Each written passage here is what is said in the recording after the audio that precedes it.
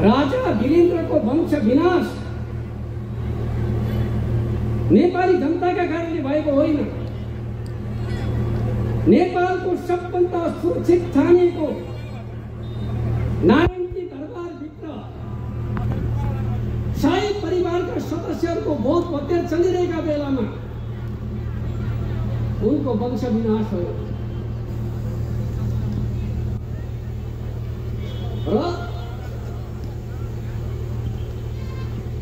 सधैँभरि शुक्रबारका दिन आयोजना गर्ने भोजमा परिवारका सबै सदस्यहरू अनिवार्य रूपमा उपस्थित हुने परम्परा विपरीत पोखरामा भएका अधिराज कुमार ज्ञानेन्द्र त्यो भोजमा आएन।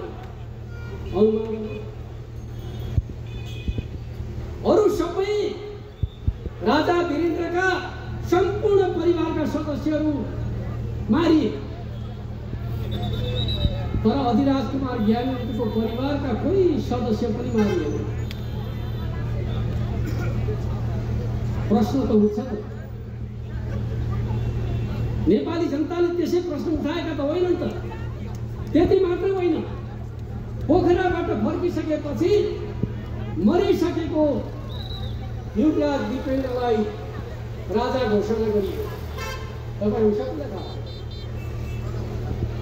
युवराज दिपेन्द्र मरिसकेका थिए, तर पनि उनलाई राजा घोषणा गरियो।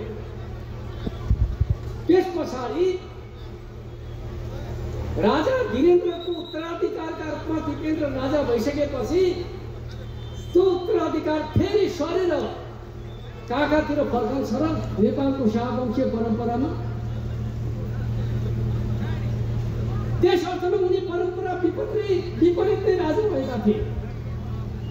एक अर्थमा भन्ने पनि नारायणजी दरबार हत्याकाण्डको म्यासाकरको जगमा उनले आफैलाई राजा घोषणा गर्ने काम गरेका थिए।